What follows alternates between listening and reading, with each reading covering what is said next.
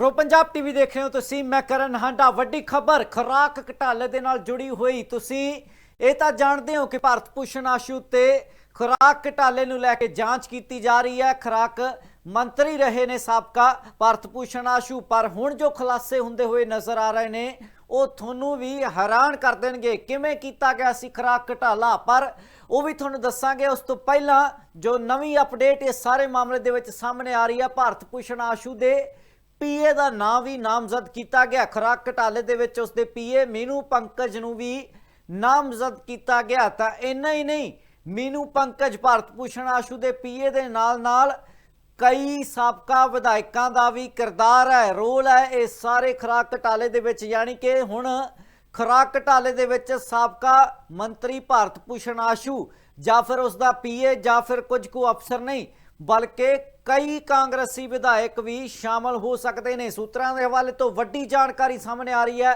वड्डे खुलासे होंदे हुए नज़र आ रहे हैं। किवें कीता गया सी खुराक घोटाला, खुराक घोटाले नूं अंजाम किवें दिता गया सी, कपड़े नूं लैके जांच तां चल ही रही है। विजिलेंस विभाग वख-वख तरीके दीआं सरगर्मियां दिखा रहा, पर हुण जो खुलासा किया गया ये मीनू पंकज उसके पीए की तस्वीर तुहानूं दिखा रहे हैं। भारत भूषण आशू का यह पीए है जिसनूं नामजद किया गया खुराक घोटाले दे विच। तां वड्डा खुलासा ये होया कि मंत्रियों ने ही किवें टेंडर जारी किए, मंत्री ने टेंडर किवें जारी किए कि उदों मंडियां दे विच्चों माल ढोण वास्ते लेबर ते वाहन जिहड़े व्हीकल हुंदे ने उन्हां रही टेंडर जारी होने सी।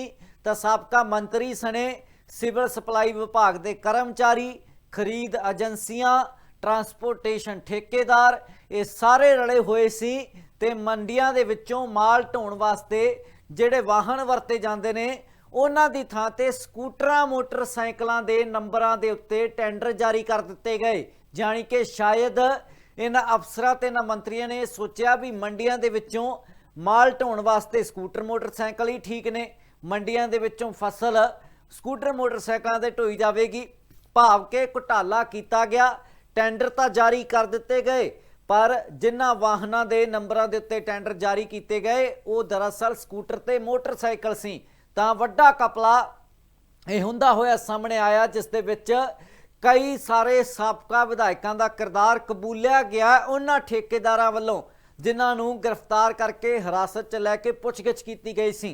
पुछगिछ दे विच उन्होंने खुलासे किए ने कि कई सारे साबका कांग्रेसी विधायक भी खुराक घोटाले दे नाल जुड़े हुए सी। उन्होंने भली भांत ज्ञान सी कि किवें घोटाला किया जा रहा। तां जिथे पहलां सिर्फ साबका खुराक मंत्री भारत भूषण आशू नूं निशाने ते रखिया जा रहा सी, क्या सराइयां सी कि उन्हां दी मुश्किलां वध सकदियां ने, उत्थे ही हुण उसदे पीए मीनू पंकज नूं नामजद किया गया। नाल ही सिविल सप्लाई विभाग दे कई कर्मचारी नामजदगी किए गए ने ते खरीद एजेंसियां ते भी परचा दर्ज कर लिया गया, गिरफ्तारियां भी होईयां ने।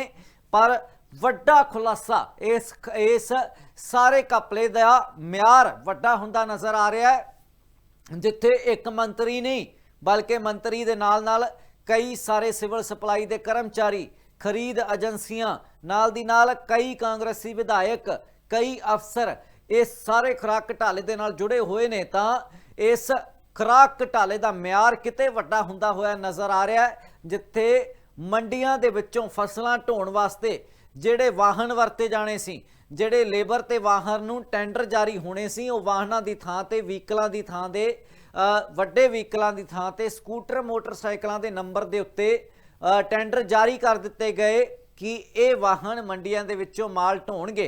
तां भारत भूषण आशू का पीए मीनू पंकज नामजद किया गया। नाल दी नाल सिविल सप्लाई विभाग के कई कर्मचारी नामजद किए गए ने, खरीद एजेंसियां दे उत्ते परचे दर्ज किए गए ने, ट्रांसपोर्टेशन ठेकेदार हिरासत च लैके पुछगिछ की गई। तो उन्होंने पुछगिछ दे विच खुलासा किया कि एक मंत्री नहीं जनाब, कई सारे साबका विधायक इस सारे घोटाले दे नाल, कांग्रेसी विधायक, साबका विधायक खुराक घोटाले दे नाल जुड़े हुए सी। उन्होंने भली भांत ज्ञान सी कि किवें घोटाले नूं अंजाम दिता जा रहा। था वड्डे खुलासे हुंदे हुए नज़र आ रहे हैं। ज़ाहिर तौर पर विजिलेंस विभाग होर भी वधेरे सरगर्म नज़र आएगा आने वाले दिनों के विच। मुश्किलां भारत भूषण आशू सने कई अफसरां ਤੇ ਕਈ ਸਾਬਕਾ ਵਿਧਾਇਕਾਂ ਦੀਆਂ ਮੁਸ਼ਕਲਾਂ ਵੀ ਖੁਰਾਕ ਘਟਾਲੇ ਦੇ ਵਿੱਚ ਵੱਧ ਸਕਦੀਆਂ ਨੇ। ਹਾਲਾਂਕਿ ਹੁਣ ਤੱਕ ਭਾਰਤ ਭੂਸ਼ਣ ਆਸ਼ੂ ਵੱਲੋਂ ਵਾਰ-ਵਾਰ ਇਹੀ ਗੱਲ ਆਖੀ ਗਈ ਹੈ ਕਿ ਉਸ ਵੱਲੋਂ ਕਿਸੇ ਤਰੀਕੇ ਦਾ ਕੋਈ ਘਪਲਾ ਨਹੀਂ ਕੀਤਾ ਗਿਆ, ਘਪਲੇ ਨੂੰ ਅੰਜਾਮ ਨਹੀਂ ਦਿੱਤਾ ਗਿਆ। ਪਰ ਦੂਜੇ ਪਾਸੇ ਮੁਸ਼ਕਲਾਂ ਜ਼ਰੂਰ ਵੱਧਦੀਆਂ ਨਜ਼ਰ ਆ ਰਹੀਆਂ ਨੇ, ਕਿਉਂਕਿ ਖੁਲਾਸੇ ਹੀ ਕੁਝ ਇਸ ਤਰੀਕੇ ਦੇ ਹੋ ਰਹੇ ਨੇ ਕਿ ਸਿਰਫ ਇੱਕ ਮੰਤਰੀ ਨਹੀਂ, ਉਸ ਦਾ ਪੀਏ ਨਹੀਂ, ਕਈ ਅਫਸਰ ਨਹੀਂ, ਬਲਕਿ ਕਈ ਸਾਰੇ ਵਿਧਾਇਕ ਵੀ ਸ਼ਾਮਲ ਸੀ। ਸਿਵਲ ਸਪਲਾਈ ਵਿਭਾਗ ਦੇ ਕਰਮਚਾਰੀ, ਖਰੀਦ ਏਜੰਸੀਆਂ, ਟਰਾਂਸਪੋਰਟੇਸ਼ਨ ਠੇਕੇਦਾਰ, ਖੁਰਾਕ ਮੰਤਰੀ, ਕਈ ਸਾਰੇ ਸਾਬਕਾ ਵਿਧਾਇਕ, ਤਾਂ ਇੰਨੇ ਜਣਿਆਂ ਦੀ ਮਿਲੀ ਭੁਗਤ ਸੀ ਖੁਰਾਕ ਘਟਾਲਾ।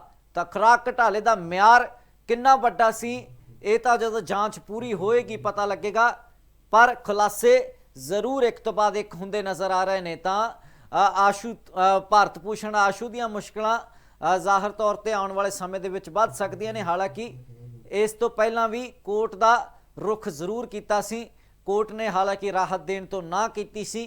ਤਾਂ ਹੁਣ ਵਿਜੀਲੈਂਸ ਵਿਭਾਗ ਇੱਕ ਵਾਰ ਮੁੜ ਤੋਂ ਸਰਗਰਮ ਨਜ਼ਰ ਆ ਰਿਹਾ, ਜਿਸ ਦੇ ਤਹਿਤ ਵੱਡੇ ਖੁਲਾਸੇ ਹੁੰਦੇ ਹੋਏ ਨਜ਼ਰ ਆ ਰਹੇ ਨੇ ਕਿ ਕਿਵੇਂ ਖੁਰਾਕ ਘਟਾਲੇ ਨੂੰ ਅੰਜਾਮ ਦਿੱਤਾ ਗਿਆ ਸੀ, ਕਿਵੇਂ ਸਕੂਟਰਾਂ ਮੋਟਰਸਾਈਕਲਾਂ ਦੇ ਨੰਬਰਾਂ ਦੇ ਉੱਤੇ ਟੈਂਡਰ ਜਾਰੀ ਕਰ ਦਿੱਤੇ ਗਏ ਕਿ ਆਹ ਨੇ ਵਾਹਨ ਜਿਹੜੇ ਮੰਡੀਆਂ ਦੇ ਵਿੱਚੋਂ ਮਾਲ ਢੋਣਗੇ, ਜਿਹੜੇ ਫਸਲਾਂ ਢੋਣਗੇ ਮੰਡੀਆਂ ਦੇ ਵਿੱਚੋਂ।